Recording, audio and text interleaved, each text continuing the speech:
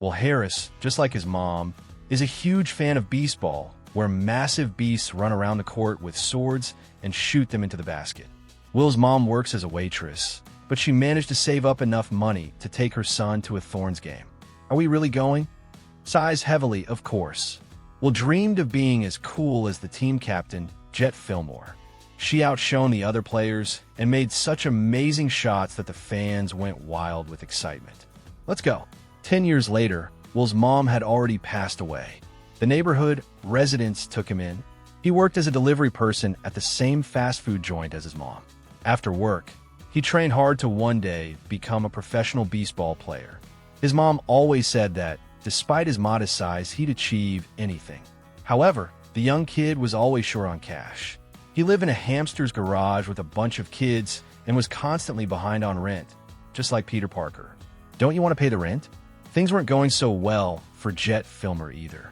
Over the past 10 years, her physical condition had deteriorated significantly, and now a new player had shown up, a horse nicknamed Golub. Because of this, the Spikes hadn't won anything in a long time. But Will didn't care. He kept rooting for them. After finishing his deliveries, Harris stopped by to see his friends, then ran off to practice. But he got kicked out of there by the bigger beasts. They thought Will was a weakling who'd never make it into pro beastball. I'm not small, I'm average. What? Medium rare. After yet another loss, Jet goes to the team owner, Spikes Florence, or just Flo. She demands that the Spikes be given a sixth player, otherwise they'll never be able to break their losing streak. But that's just dirty. You're responsible for the team. Flo promises to help. However, she has completely different plans for the team. When Will got home that evening, he realized he once again had no way to pay his rent, and if he didn't find the money, he'd be kicked out onto the street. So he decides to sell his cool sneakers. At the pawn shop, they offer him half their actual value. But Harris agrees, since he's desperate. After getting the money, Will learns that a gob has arrived in their neighborhood. This cocky horse is ready to play beastball against any local. A crowd has already gathered on the court, but the gob has beaten everyone who challenged him and started taunting them. Will decided to give a shot too, but the Holub didn't want to race against such a little kid, so the kid bet his own money on the horse. Now you're mine. He gave it his all during their battle, but the Holub still won. Hey, kid's money. He took Will's money, and Will got kicked out of his rental apartment. He had a crash at Hannah and Daryl's place. Hannah filmed his battle with the goblin, and that evening she edited the video and posted it online. Unaware that his fate would change the next day, Will Harris went to bed. Overnight, the video of him went viral, and by morning, everyone in the neighborhood knew his name. Flo had also seen the viral video featuring Harris. She decided to cash in on the hype and drove to Liania. Yo, who's this clown who parked so crookedly? She wanted to invite the kid to join the professional league. That's me. Honey, I'm a clown. We'll sign the contract without a second thought. From that moment on, he became part of the Thorns team. Flo dragged him to the office to introduce him to Jet and present him to the reporters. However, the Zveraball legend flew into a rage upon learning that some jerk had become the new player. I can't play with a jerk. It's a disgrace to the team. She firmly and decisively resolved not to let this runt play. After the press conference, Yule met the team's coach, Dennis Cooper. To be honest, though, he was only listed as the coach on paper. In reality, Jet was the one calling the shots. Coach Dennis is just for show. Coach is a bit of stretch. And when it came time for the first game, she made Harris sit on the bench. During the next game, Will wasn't allowed on the court either, just like in other competitions. Gallup decided to gloat a bit about this and wrote a little rap about the GOAT's tears. The team enjoyed watching his video. The beat's solid. Well, the lyrics are SOSO.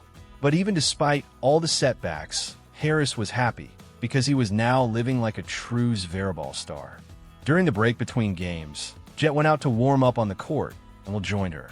He showed that he could sink shots from any position, but even after that, Panther wouldn't let him try his hand at the game. However, Jet then picks up a technical foul. Take that whistle and shove it up your ass, she says, and she has to put Will into the game. To the surprise of everyone present, the rookie scores the winning point for the team. The Thorns win for the first time in a long while. The players begin to see Will differently.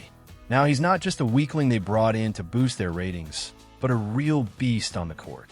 Harris gets to know the rest of the team better and realizes they don't like Jet. And she doesn't like that Will has become the center of attention. It's important to her that she's the one bringing home all the wins. Realizing that her main star is about to be phased out, Flo decided to change the concept of the commercial. She announced that the entire team would now appear in it. And according to the script, Jet will have to pass the torch of leadership to the rookie, calling him the new legend. Is this a lie? She has to refuse to continue the match. When she leaves the locker room, the audience supports her with applause. However, the team is losing its spirits. They realize that without Jet, they have no chance of winning. The prologue has to invigorate the players, and then they go to score the balls. Contrary to the Hollow's expectations, they are accepted as playing better than ever. Strucy there Olivia, who has been flying for the rest of her life because she can't fly, even soared over her rivals to throw the ball. She flies. This reception of the syphilis Jet causes the Hollow to lose its temper. A seismic activity begins in the stadium, and beneath the vermin, lava now boils. Despite this, the match does not stop. Archie is surrounded by rocky thongs. Lenny hangs upstairs, and only Will continues to play. He goes to the ring, but a clover comes out against him. He is severely foul, knocking Harris off his feet. But again, the judge does not punish Grivikotovo. There is a fight between the players. Archie intervenes, holding back his rage and quarrels. He didn't want the twins to follow his example. Archie beats the galope, and then the rest of the team blends in for their friend. To stop the discomfiture, the judge appoints full Archie and removes him from the site. Jet steps in for a replacement, as she is indispensable. The coach offers her a wise game plan, and Jet agrees. In the final seconds of the match, Sipe rounds his opponents and approaches the ring. Will beats Galope by sending the ball to Jet, but she can't reach the basket. Her paw hurts, and all the players on the horse team block her. Look, get her, 3 of you roll if you need it. But Jet knew it was coming, so she agreed to the coach's plan. At the crucial moment, she gave the ball to Will using a tail. A ball is tilting against Harris, but he throws it into the basket from afar and gets in. The Spines get a cup, and the Blubber is left with nothing, not to mention humiliated. Jet, we are champions, little ones. Oh, Jet, we made it. Laughing that the team is now on the horse, Flo returns to them. But the daughters of Archie are relieved from having to communicate with the former owner of the shooters. Will becomes the hero of the day. He and the team bring the cup to himself in a neighborhood where all the locals greet him. He has become a true legend. But even this is not the main news. Varen Moda won the Spa team on the map from the new owner.